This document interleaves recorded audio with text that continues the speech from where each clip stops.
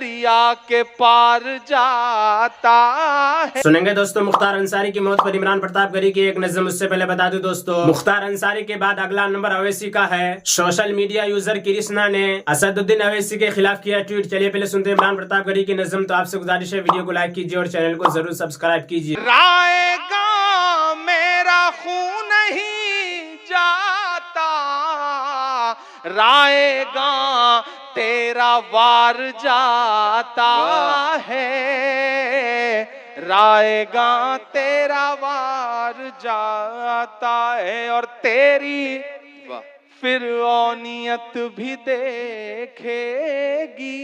اب تک جو لوگ خاموش ہیں میں انہیں بھی پکارتا ہوں اور شعر پڑھتا ہوں کہ تیری فرعونیت بھی دیکھے گی، تیری فرعونیت بھی دیکھے گی، کون دریا کے پار جاتا ہے، کون دریا کے پار جاتا ہے، اور آ جائے اب تو آ جائے آسمان سے مدد۔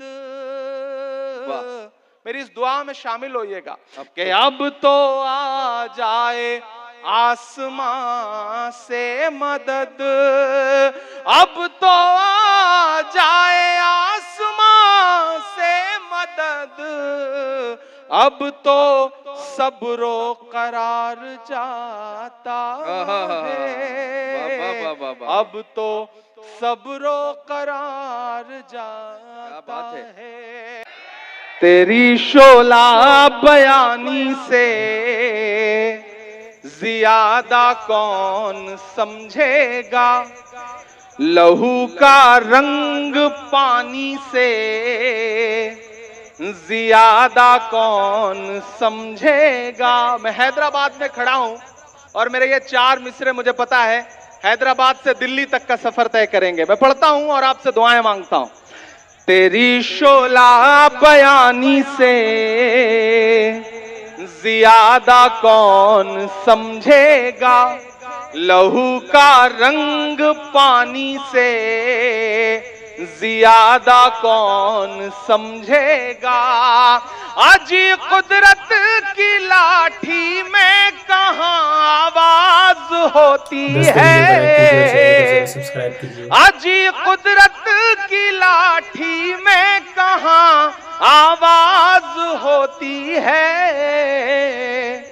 یہ باتیں آڈوانی سے زیادہ کون سمجھے گا، یہ باتیں آڈوانی سے زیادہ کون سمجھے گا۔ بہت شکریہ، بہت محبتیں۔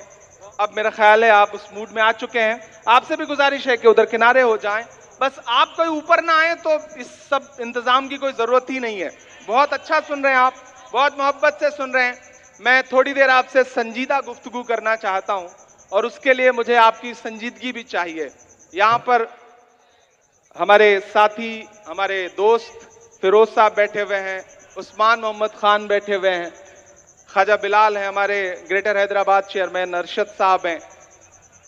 میں 4 مصرے اور پڑھتا ہوں کہ منصفوں سے کہاں بھلا ہوگا، منصفوں سے موجودہ وقت میں جو کچھ ہو رہا ہے پورے ہندوستان میں، عمران 4 مصرے پڑھتا ہے۔ ناظرین، عمران پرتاپ گری کی نظم سننے کے بعد آپ اپنی رائے میں کیا کہنا چاہتے ہیں وہ نیچے کمنٹ باکس میں ضرور بتائیں۔ آئیے دوستو موت کا منظر کتاب سے کچھ باتیں سنتے ہیں۔ رسول اکرم صلی اللہ علیہ وسلم سے ملک الموت کا روح قبض کرنے کی اجازت مانگنا۔ روایت کیا طبرانی نے حسین رضی اللہ عنہ سے کہ رسول اللہ صلی اللہ علیہ وسلم کے پاس مرض الموت میں حضرت جبرائیل علیہ السلام حال دریافت کرنے کے لیے نازل ہوئے اور پوچھا آپ صلی اللہ علیہ وسلم کا مزاج کیسا ہے؟ فرمایا اے جبرائیل، مرض کی تکلیف زیادہ ہے۔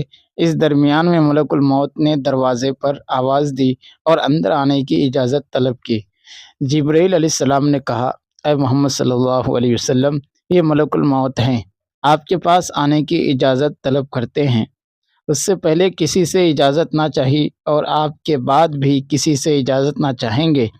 آپ صلی اللہ علیہ وسلم نے فرمایا اندر آنے کی اجازت دو۔ جبرائیل نے اجازت دی۔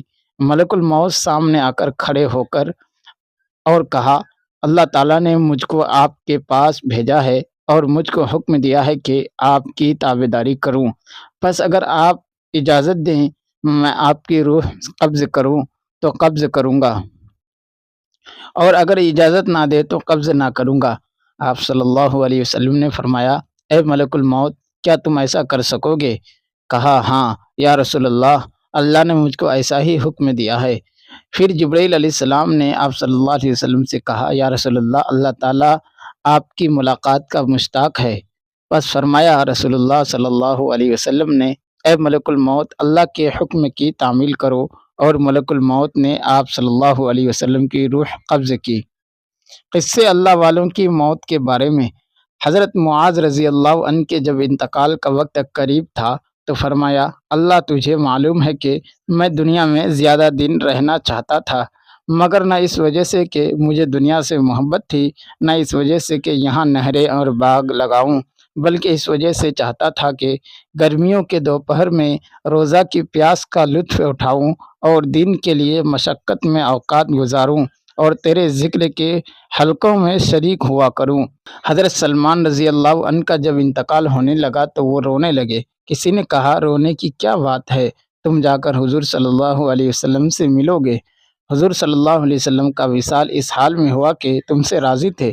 فرمانے لگے کہ میں نہ موت کے ڈر سے رو رہا ہوں نہ دنیا کے چھوٹنے سے، بلکہ میں اس لیے رو رہا ہوں کہ حضور صلی اللہ علیہ وسلم نے ہم سے ایک عہد لیا تھا کہ دنیا سے انتفاع ہمارا صرف اتنا ہو جتنا مسافر کا توشہ۔ میں اس عہد کو پورا نہ کر سکا، لیکن جب وصال پر ان کے گھر کا سامان دیکھا گیا تو وہ 10 درہم سے زائد نہ تھا۔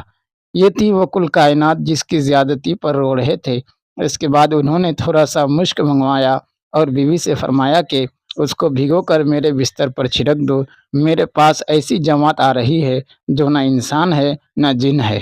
حضرت عبداللہ بن مبارک رضی اللہ عنہ کی جب وفات کا وقت ہوا تو وہ ہنسنے اور فرمایا لمثل ذالک فلیعمل العاملون، اسی جیسی چیزوں کے واسطے لوگوں کو کام کرنا چاہیے۔